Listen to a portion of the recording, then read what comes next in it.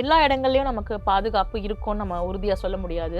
ஊர்ல இருந்து இங்க தனியா வந்திருக்கிற பெண்ணா இருந்தாலும், ஊர்லயே இருக்கிற பெண்களா இருந்தாலும், எல்லா இடத்துலயுமே நமக்கு சேலஞ்சஸ் இருக்கு. யாரையும் டிபெண்ட் பண்ணாத ஒரு வாழ்வை பெண்கள் எப்போ தேர்ந்தெடுக்கிறாங்களோ அப்பவே அதோடைய சேலஞ்சஸ் வருது இல்லையா, அதை ஃபேஸ் பண்றதுக்கான தைரியம் வந்துடும். சுயமா யோசிக்கவே விடாம, சுயமா எதையுமே பண்ண விடாம ஒரு சூழல்ல வளர்ந்துட்டு இருந்தோம். நான் வீட்டை விட்டு வெளில வந்ததுனாலே நான் ரொம்ப புரட்சி பெண்லாம் கிடையாது. முதல்ல நம்ம நம்ப வேண்டியது, இந்த உலகத்துல நான் இண்டிபெண்டா இருக்கேன், எனக்கு நான் தான், எனக்கு எந்த கம்ஃபர்ட் ஜோனும் கிடையாதுன்றது முழுமையா முதல்ல நம்பணும். சின்ன சின்ன விஷயத்துல இருந்து இண்டிபெண்டன்சி ஆரம்பிக்கணும். நான் மனதளவுல இண்டிபெண்டன்ட் உமன், ஆனா செயல்பாட்டுல நான் இண்டிபெண்டன்ஸியா இருக்க மாட்டேன். என்ன நடந்தாலும் அன்சேஃபா இல்ல பிரச்சனைக்குரிய விஷயமா என்ன நடந்தாலும் ஞாபகம் வச்சுக்க வேண்டியது 100. ஒரு நிமிஷத்துக்கும் 3 பெண் குழந்தைகள் சைல்ட் மேரேஜ்ல ஃபோர்ஸ் பண்ணப்படுறாங்க. இது டைம்ஸ் ஆஃப் இந்தியால வந்திருக்க ஒரு ஆர்டிகல். இப்போ அடிக்கிறாரு, ஓகே, வெளியே போனா நம்மள யாரும் அபியூஸ் பண்ணிட்டாங்கன்னா அப்ப ஹஸ்பண்டே பெட்டர் தானே. இப்போ பெண் குழந்தைகளை பாதுகாக்கிறது அப்படின்றது எந்த அளவுக்கு முக்கியமோ, இங்கே நிறைய பெண்கள் தனியாக இருக்காங்க மேம். சென்னையில் ஊர்லேருந்து இல்லை இங்கேருந்து ஏதோ ஒரு ஊரில் போய் அங்கே ரூம் எடுத்து, இல்லை ஒரு 4 பெண்கள் சேர்ந்து ஒரு ரூமில் எடுத்து, அந்த மாதிரி விஷயங்கள் இப்போ நிறைய பார்க்க முடியுது. இருந்தாலும் வீட்டில் இருக்கவங்களுக்கு பயம் வந்துகிட்டே இருக்கும். புள்ள அங்கே இருக்காளே, எப்படி இருக்கா, 4 பேர் கூட இருந்தாலும் சேஃபாக தான் இருக்காளா அப்படின்ற ஒரு விஷயம். இங்கே இருக்கவங்களுக்கே நம்ம ஒரு பாயிண்ட்ல சேஃபாக தான் இருக்கோமா, நம்மளை சுற்றி ஏதாவது நம்மளை கண்காணிக்கப்படுறோமா நம்ம அப்படின்ற ஒரு பயத்தோடையே இருக்கும் மேம். இதுக்கு என்ன மேம் சூழ்நிலை இப்படி இருக்கு? ஏதாவது ஒண்ணு நடந்தா நாங்க என்ன பண்ணணும் அப்படின்ற ஒரு கேள்வி இருக்குல்ல, அதுக்கான பதில் என்னவா இருக்கு? இங்க எல்லா இடங்கள்லயும் நமக்கு பாதுகாப்பு இருக்கும்னு நம்ம உறுதியா சொல்ல முடியாது. ஊர்ல இருந்து இங்க தனியா வந்திருக்கிற பெண்ணா இருந்தாலும், ஊர்லயே இருக்கிற பெண்களா இருந்தாலும், எல்லா இடத்துலயுமே நமக்கு சேலஞ்சஸ் இருக்கு. எல்லா இடத்துலயுமே ஏதோ ஒரு விதமான ஒரு பயம் கலந்த ஒரு சூழலை சமூகம் நமக்கு கொடுத்துட்டே தான் இருக்கு. அதை கடந்துதான் நம்ம ஒவ்வொரு ஸ்டெப்பா வர்றோம். ஸோ இப்போ நீங்க இண்டிவிஜுவாலிட்டி அப்படின்னு நமக்குன்னு ஒண்ணு இருக்கு இல்லையா, அது நம்ம தனியா நம்ம வீட்டுல இருந்தாலும், இங்க ஹாஸ்டல்ஸ்ல அப்படி இருந்தாலும், டிராவல் பண்ணிட்டு வந்தாலும், நமக்குன்னு ஒரு இண்டிபெண்டன்சி நம்ம வளர்த்துக்கணும். யாரையும் டிபெண்ட் பண்ணாத ஒரு வாழ்வை பெண்கள் எப்போ தேர்ந்தெடுக்கிறாங்களோ அப்பவே அதோடைய சேலஞ்சஸ் வருது இல்லையா, அதை ஃபேஸ் பண்றதுக்கான தைரியம் வந்துடும். உதாரணத்துக்கு, நம்மள சின்ன வயசுல இருந்து அப்பா பாத்துக்குவாங்க, தாத்தா பாத்துக்குவாங்க, மாமா பாத்துக்குவாங்க, சித்தப்பா பாத்துக்குவாங்க, அண்ணா இருக்கான் பாத்துக்குவான், கடைக்கு போனா கூட தம்பி வருவாங்க கூட அக்காக்கு துணையா. அப்ப புருஷன் வந்துருவாரு, கணவர் பாத்துக்குவாரு, கணவர் ரோடு கிராஸ் பண்ணி விடுவாரு, கணவர் எல்லாமே பண்ணி பாத்துக்குவாரு அப்படின்னு. அடுத்து நமக்கு கொஞ்சம் வயசாகும், குழந்தை பாத்துக்குவான், நம்ம பையன் இருந்தா பையன் பாத்துக்குவான். இப்படிதான் பெண்களோட வாழ்க்கை இருக்கு. சோ அவங்க நான் எப்படி ஒரு சேலஞ்சை ஃபேஸ் பண்ணணும், எனக்கு எதனா ஒன்று ஆச்சுன்னா என்ன பண்ணணும் அப்படிங்கிற ஒரு இன்ஃபர்மேஷனே, அப்படிங்கிற ஒரு சூழ்நிலையே இல்லாத பெண்களா வாழ்ந்துகிட்டு இருக்கோம் இவ்வளவு வருஷங்களா. இப்பதான் பெண்கள் அப்பா விட்டு தனியா வரும். என்ன எந்த சிஸ்டம் கம்ஃபர்ட்டா, நான் என்ன எதுவுமே பண்ண வேணாம், நான் உன்னை ஸ்கூலுக்கு நான் கொண்டு போய் விடுறேன், காலேஜுக்கு நான் கொண்டு போய் விடுறேன், உன்னை வெளியே தனியா எங்கேயும் அனுப்ப மாட்டேன் அப்படின்னு என்னை ஒரு கூட்டுக்குள்ளே வச்சு என்னை சுயமா யோசிக்கவே விடாம, சுயமா எதையுமே பண்ண விடாம ஒரு சூழல்ல வளர்ந்துட்டு இருந்தோம். முதன்முறையா நம்ம என்ன பண்றோம்னா, எனக்குன்னு ஒரு வாழ்க்கை வேணும், ஏன் இந்த உலகம் எப்படி இருக்குன்னு பாக்கணும், இந்த சமூகம் எப்படி இருக்குன்னு பாக்கணும், சுயமா சம்பாதிக்கணும் அப்படின்னு வெளில வரும். சோ இது ஒரு குழந்தை தவழ்ற ஸ்டேஜ் தான். ஓகேவா, நம்ம இப்ப என்னதான் நம்ம வளர்ந்திருந்தாலும் நாம இப்பதான் நடக்க ஆரம்பிச்சிருக்கோம், நம்ம நடந்து நிக்க ஆரம்பிச்சிருக்கோம். சோ முதல்ல இதை நம்ம அக்செப்ட் பண்ணிக்கணும். நான் வீட்டை விட்டு வெளில வந்ததுனாலே நான் ரொம்ப புரட்சி பெண்லாம் கிடையாது, நான் குழந்தைதான், மனதளவுல என்ன அப்படிதான் வளர்த்துருக்காங்க.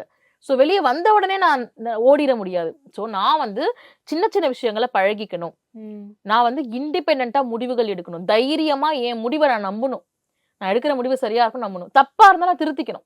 தப்பா ஆயிடுச்சு, அந்த முடிவு தப்பா ஆயிடுச்சுன்னா அடுத்து என்ன பண்ணலாம் நோக்கி போனோமே தவிர நம்ம இருக்க கூடாது, ஊர்லயே இருந்திருக்கணும், நமக்கு முடிவெடுக்கவே தெரியல அப்படின்னு உட்காந்து அழக்கூடாது. சரியா, நாம முடிவெடுக்க தெரியாத நபர்கள் தான் அப்படின்னு இந்த சமூகம் நம்ம நம்ப வைக்குது. அப்படிலாம் இல்ல, முடிவெடுக்க வாய்ப்புகள் மறுக்கப்பட்டவங்க, நம்ம முடிவெடுக்க தெரியாதவங்க கிடையாது. நீ முடிவு எடுக்க கூடாது, உனக்காக முடிவெடுக்க நான் இருக்கேன் அப்படின்னு சமூகம் நம்மள வளர்த்துருக்கு. சோ நீ முடிவெடுக்கணும் அப்படின்னா முதல்ல உன் முடிவுகளை நீ நம்ப ஆரம்பிக்கணும், ரிஸ்க் பண்ணணும்.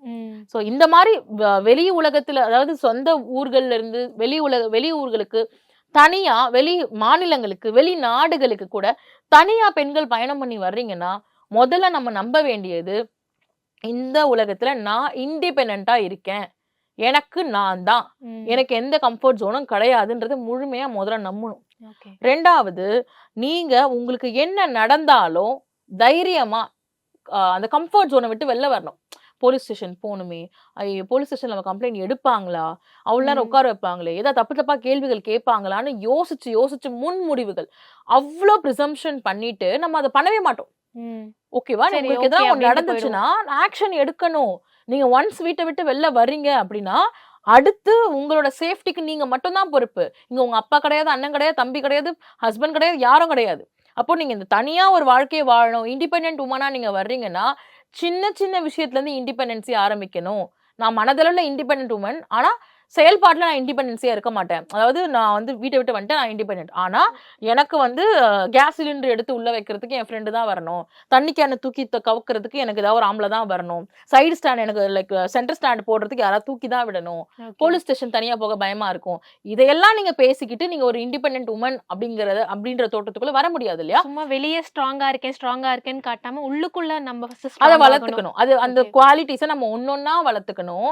எதுவுமே இல்லைனாலும் நம்ம இண்டிபெண்டன்டா இருக்கும் பொழுது நமக்குன்னு ஒரு தைரியம் வரும். நமக்கு இயற்கையாவே அந்த பலம் இருக்கு. பெண்களுக்கு என்ன பிரச்சனைனா, உனக்கு பலம் கிடையாது, நீ ரொம்ப வீக்கு, நீ வீக்கர் செக்ஸ்ன்னு சொல்லி நம்மள சொல்லி நம்மளே நம்ப வச்சுட்டாங்க. ஆமா நான் ரொம்ப வீக்கு, என்னால இதை பண்ண முடியாது நம்ப வச்சாங்க. அப்படிலாம் கிடையாது, நம்ம ரொம்ப ஸ்ட்ராங்கான நபர்கள். சோ உங்களுக்குன்னு என்னென்ன சட்டங்கள் இருக்கு, என்னென்ன போலீஸ் நம்பர்ஸ் இருக்கு, என்னென்ன ஷெல்டர் ஹோம்ஸ் இருக்குன்னு நம்ம தெரிஞ்சு வச்சுக்கணும். ஃபர்ஸ்ட் நமக்கு என்ன நடந்தாலும் 100க்கு கால் பண்ணணும். என்ன நடந்தாலும் அன்சேஃபா இல்ல பிரச்சனைக்குரிய விஷயமா என்ன நடந்தாலும் ஞாபகம் வச்சுக்க வேண்டியது 100க்கு கால் பண்ணி, நான் இந்த இடத்துல இருக்கேன், நான் இப்படி இருக்கேன், எனக்கு இமீடியட்டா ஹெல்ப் வேணும் கேளுங்க. முதல் ஸ்டெப். ரெண்டாவது, நீங்க போலீஸ் கம்ப்ளைண்ட் பண்ணணும்னா கம்ப்ளைண்ட் எப்படி டிராஃப்ட் பண்ணணும்னு கத்துக்கணும். என்ன விஷயம் நடந்துச்சு அப்படிங்கறத கிளியரா கம்ப்ளைண்ட்ல எழுதி நியர்பை உங்களுக்கு என்ன போலீஸ் ஸ்டேஷனோ அங்க போகணும். 0 FIRன்னு ஒண்ணு இருக்கு பெண்களுக்கு. அப்படின்னா என்னன்னா, இது இங்க நடந்துச்சுலமா, இது எங்க லிமிட்ல வராது, நீ அங்க போ, இந்த லிமிட்ல வராது, அங்க போன்னு சொல்லி பெண்களை அலக்கழிக்க கூடாது. எங்க பெண்கள் கம்ப்ளைண்ட் கொடுத்தாலும் அந்த முதல்ல கம்ப்ளைண்ட் ரிசீவ் பண்ணணும். இதுதான் 0 FIRன்னு சொல்லுவாங்க. அண்ட் தென் ஒரு பெண் இந்த விஷயங்கள் நடக்குது, அவங்களுக்கு இந்த மாதிரி நடக்குதுன்னா அது அந்த பிரைவசி இருக்கு பெண்ணுக்கு. கம்ப்ளைண்ட் கொடுத்தவங்க, குறிப்பா செக்ஷுவல் ஹராஸ்மெண்ட் சார்ந்து கம்ப்ளைண்ட் கொடுக்க வர்றாங்கன்னா அவங்களோட போட்டோஸ் வீடியோஸ் எதுவுமே நம்ம ஷேர் பண்ணக்கூடாது. அதுவுமே ஒரு அஃபென்ஸ். அண்ட் பெண்களுக்கு வேலை பார்க்குற இடத்துல ஏதோ பிரச்சனை இருக்குதுன்னா பாஷ் ஆக்ட் இருக்கு. பணியிடத்தில் பெண்களுக்கு ஏற்படக்கூடிய பாலியல் துன்புறுத்தலுக்கு தடுக்கிற எதிரான சட்டம் ஒண்ணு இருக்கு. அந்த சட்டம் பெண்கள் வெளியே போய் போலீஸ் ஸ்டேஷன்ல போய் கம்ப்ளைண்ட் பண்ண வாய்ப்புகள் இல்லைன்னா கூட ஆபீஸ்க்குள்ளேயே ஐசின்னு ஒரு கமிட்டி இருக்கு. அகமுறையீட்டு குழுன்னு தமிழ்ல சொல்லுவோம். அந்த அகமுறையீட்டு குழு என்ன பண்ணும்னா அங்கேயே கம்ப்ளைண்ட்ஸை விசாரிச்சு யார் மேல தப்போ, யார் மேல நீங்க கம்ப்ளைண்ட் பண்ணீங்களோ ஆக்ஷன் எடுக்குவாங்க. இதுதான் பணியிடத்துல பெண்களுக்கு தனியா ஊர்ல இருந்து இங்க நமக்கு யாரும் இல்லையே, போலீஸ்க்குலாம் நம்ம போக முடியாது, அவ்வளவு தைரியம் நமக்கு இல்லைன்னா உங்களுக்கு ஆபீஸ்லயே கட்டாயமா ஐசி இருக்கணும். எல்லா ஆபீஸ்லயும் எல்லா கம்பெனிஸ்லயும் இருக்கணும். அங்க போய் கம்ப்ளைண்ட் ரைஸ் பண்ணுங்க. அங்க சாட்டிஸ்ஃபேக்டரி ஆக்ஷன் இல்லைன்னா தாராளமா நீங்க போலீஸ்க்கு போலாம். இப்படி ஒரு விஷயம் இருக்குன்னே பல பெண்களுக்கு தெரியாம இருக்கும்னு நினைக்கிறேன் ma'am. Yeah. And domestic violence, prevention of women from domestic வயலன்ஸ்னு ஒரு ஆக்ட் இருக்கு. குடும்ப வன்முறையிலிருந்து பெண்களை பாதுகாக்கும் சட்டம். இது குடும்ப வன்முறை அப்படிங்கிறது கல்யாணமாகி ஹஸ்பண்ட் வீட்டுல நடக்கிற வன்முறை மட்டும் கிடையாது. உங்களை இன்டிமேட் ரிலேஷன்ஷிப்குள்ள இருக்கக்கூடிய உங்க பாய் ஃப்ரெண்டா இருந்தா கூட, கல்யாணம் ஆயிருக்குன்னு அவசியம் இல்லை, பாய் ஃப்ரெண்ட் உங்களை அபியூஸ் பண்ணாலும், அடிச்சா, துன்புறுத்தினா, எமோஷனலா அபியூஸ் பண்ணா கூட டொமஸ்டிக் வயலன்ஸ் ஆக்ட் அவங்க மேல பதியலாம். சரியா? இப்படி ஒரு சட்டம் இருக்கு. சோ பெண்களுக்கு அப்படின்னு பார்க்கும்போது நிறைய சட்டங்கள் இருக்கு. ஆனா இத பத்தி தெளிவில்லாமல், இத பத்தி தெரியாம தெரிஞ்சுக்காம பெண்கள் எனக்கு யாரும் இல்ல, எனக்கு எதுவும் ஹெல்ப் பண்ண முடியாது, எனக்கு ஹெல்ப் பண்ண உலகத்துல ஆளே இல்ல. இன்னொன்னு 1091ன்னு ஒரு நம்பர் இருக்கு. அந்த நம்பருக்கு கால் பண்ணுங்க. அங்க உங்களுக்கு ஷெல்டர் ப்ரொவைட் பண்ணுவாங்க. 181ன்னு ஒரு நம்பர் இருக்கு. இந்த மாதிரி நம்பர்ஸ் எல்லாம் இருக்கு நேஷனல் லெவல்ல பெண்களுக்கு. ஒன் ஸ்டாப் சென்டர்னு பெண்கள் இருக்கு. சோ அங்க போன இமிடியேட்டா உங்களுக்கு எங்கேயுமே இல்ல, இப்போ நீங்க ஒரு பிஜில தங்கியிருக்கீங்க, நீங்க சொன்ன மாதிரி வெளியூர்ல இருந்து வந்துட்டீங்க, பிஜில தங்கியிருக்கீங்க, பிஜில இருந்து ஏதோ பிரச்சனை வெளில போன்றாங்க, எங்க போவீங்க? உங்களுக்கு இங்க யாரையும் தெரியாது. சோ இந்த மாதிரி பிரச்சனைகள் வரும்போது தான் நீங்க 1091 181 போன்ற நம்பர்களுக்கு கால் பண்ணி எனக்கு யாரும் இல்ல, இந்த மாதிரி பிரச்சனை ஆயிடுச்சு, எனக்கு ஷெல்டர் வேணும்னா இம்மீடியட்டா உங்களுக்கு ஷெல்டர் கொடுப்பாங்க. நீங்க வாங்க தங்குங்கன்னு. Free. It is from government. Okay. So அரசோட இது. ஸோ உங்களுக்கு ஷெல்டர் கொடுப்பாங்க. அங்கிருந்து நீங்க யோசிச்சு ஓகே அடுத்து என்ன வேலை பார்க்கலாம், அடுத்து எங்க மூவ் பண்ணலாம்னு யோசிக்கிறதுக்கு ஒரு இடம் வேணும் ஃபர்ஸ்ட். ஓகேவா? அந்த இடம் இருக்கு. டொமஸ்டிக் வயலன்ஸ் உங்க வீட்டுல அப்பா அம்மா வீட்டுக்கும் போக முடியாது, ஹஸ்பண்ட் வீட்லயும் வாழ முடியாது. அப்ப நான் எங்க போவேன்ற கேள்வி வரும்போது தான் பெண்கள் வந்து நிறைய குடும்பங்கள்ல அபியூஸை உள்வாங்கிட்டு அமைதியா இருக்காங்க. ஸோ உங்களுக்கு இந்த மாதிரி ஷெல்டர் ஹோம் இருக்குன்னு தெரிஞ்சிச்சுன்னா நீங்க முதல்ல வெளில வந்துருவீங்க. ஏன்னா நீங்க உங்களை எந்த குடும்பம் அபியூஸ் பண்ணுதோ அங்கேயே உட்காந்துட்டு போலீஸுக்கு போலாமா கோர்ட்டுக்கு போலாமான்னு யோசிக்கிறது கஷ்டமா இருக்கும், அவங்களுக்குள்ளேயே உட்காந்துக்கிட்டு. அப்போ அங்கிருந்து வெளியே வந்து ஒரு ஸ்டெப் எடுத்து இந்த ஷெல்டர் ஹோம்க்குலாம் வாங்க, அங்க போய் உட்காருங்க. அங்க குழந்தைகளோடய ஏத்துக்குவாங்க உங்களை, குழந்தைகளோடய உங்களை அட்மிட் பண்ணிப்பாங்க. அப்போ நீங்க அங்க உட்கார்ந்து யோசிங்க. எவ்வளவு நாள் மேம் நம்மளால அங்க சஸ்டெயின் பண்ண முடியும் ஷெல்டர் ஹோம்? ஆக்சுவலா சில ஷெல்டர் ஹோம்ஸ்ல 2 days, சில இடங்கள்ல 1 week. அது வந்து பேஸ்ட் ஆன் அவங்களோட பாலிசிஸ்க்கு ஏற்ற மாதிரி ஒரு ஷெல்டர் ஹோம், நிறைய என்ஜிஓஸோட ஷெல்டர் ஹோம்ஸ் இருக்கு. ஸோ ஒரு இடங்களுக்கும் ஒரு மாதிரி டேஸ் இருக்கு. ஆனா என்னன்னா பெர்மனண்டா அங்க தங்க முடியுமான்ற ஒரு கேள்வி இருக்கு இல்லையா? அது வந்து அதுக்குமே சில ஆப்ஷன்ஸ் இருக்கும். பேசிக்கா இப்போதைக்கு அப்படி எதுவும் கிடையாது. நான் சொல்ற இடங்கள்ல பெர்மனன்ட் ரெசிடென்ஸ் அப்படிங்கிறது கிடையாது. நீங்க அங்க போய் தங்கிக்கிட்டு எனக்கு இவ்வளவு மந்த்ஸ் வேணும், நான் இவ்வளவு மந்த்ஸ் இங்க இருக்கணும் அப்படின்ற ப்ரொசீஜர்ஸ் வந்து உங்களுடைய பேக்ரவுண்ட் என்ன, உங்களுக்கு யார் இருக்காங்க, யார் சப்போர்ட் பண்றாங்க, இதெல்லாமுமே இருக்கு. சோ பெண்கள் வந்து கல்யாணம் பண்ணி வைக்கிறாங்க, ஃபோர்ஸ் மேரேஜ் பண்றாங்க.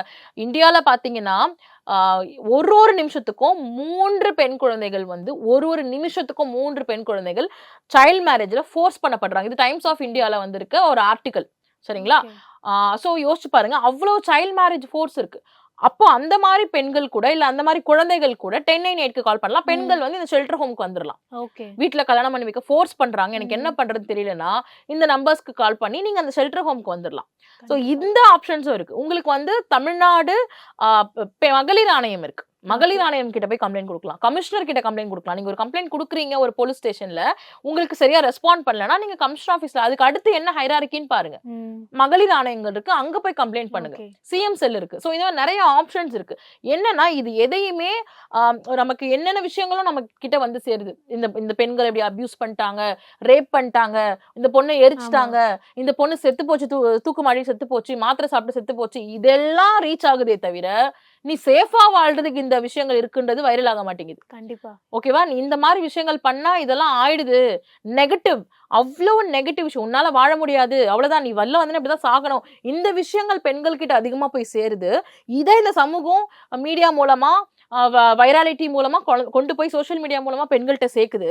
உனக்கு இவ்வளவு சட்டங்கள் இருக்கு, உனக்கு இவ்வளவு ஷெல்டர் ஹோம்ஸ் இருக்கு, இவ்வளவு நம்பர்ஸ் இருக்கு, டோல் ஃப்ரீ நம்பர்ஸ் இருக்கு, நீ கவலைப்படாத, இந்த ஆல்டர்னேட்டிவ்ஸ் உனக்கு இருக்கு, தைரியமா வான்ற விஷயங்கள் பெண்கள்கிட்ட போய் சேர மாட்டேங்குது. கண்டிப்பா. சோ இந்த நெகட்டிவ் இமேஜை வந்து மீடியாவும் சமூகமும் பெண்கள்கிட்ட கொண்டு போய் மறுபடியும் வீட்டுக்குள்ளேயே போன்றத செலுத்துறதுக்கு ரெடியா இருக்காங்க.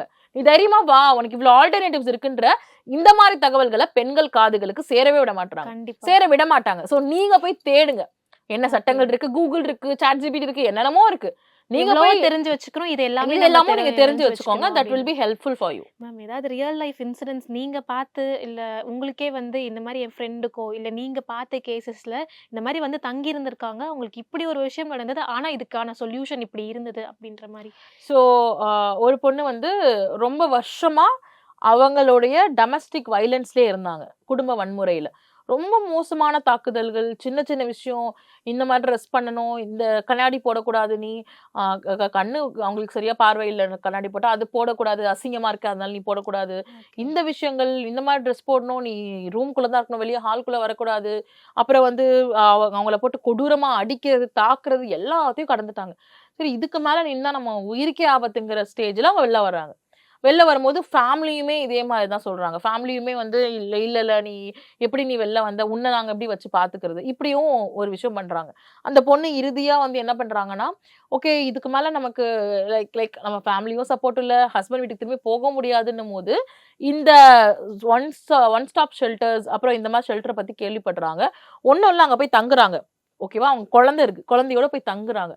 தங்கி அவங்க ஃப்ரெண்டோட கான்டாக்ட் பண்றாங்க. நான் இங்க இடத்துல இருக்கேன். அப்பதான் அவங்களுக்கு தோணுது, ஓ நமக்கு ஒரு ஃப்ரெண்ட் இருக்கா, நமக்கு இதெல்லாம் இருக்கு அப்படிங்கிறது. நீங்க அபியூசிவான இடத்துல உங்க பிரெயின் லாக்கா இருக்கும்போது உங்களுக்கு இதெல்லாம் தோணாது. ஓகே. எங்கேயாச்சும் போய் மூச்சு விடணும். அமைதியா உட்காந்து ஓகே நம்ம வாழ்க்கையில என்ன நடக்குதுன்னு யோசிக்க ஒரு இடம் வேணும். அந்த கண்டிப்பா. இடத்துக்கு போன அப்புறம் தான் அந்த பொண்ணுக்கு வந்து ஓகே நமக்கு ஒரு ஃப்ரெண்ட் இருக்கா, கரெக்ட் அவட்ட ஹெல்ப் கேட்போம்னு சொல்லி அவங்க ஷெல்டர் ஹோம் போயிட்டு அப்புறம் அந்த ஃப்ரெண்டை காண்டாக்ட் பண்ணி அதுக்கப்புறம் அவங்க வந்து ஒரு ஜாப்ல வந்து செட்டில் ஆயிட்டாங்க. குழந்தையோட ஓகே. இருக்காங்க. உள்ள அந்த இடத்திலேயே இருந்தோம் அப்படின்னா, அந்த இவ்ளோ யோசிக்க ரொம்ப கஷ்டம், ரொம்ப கஷ்டம். இப்படி ஒரு சொல்யூஷன்ஸ் இருக்குன்னு நம்மளுக்கு தெரிஞ்சாலுமே நம்மளுக்கு யோசிக்க யா கஷ்டமா இருக்கும். ஏன்னா ஓகே.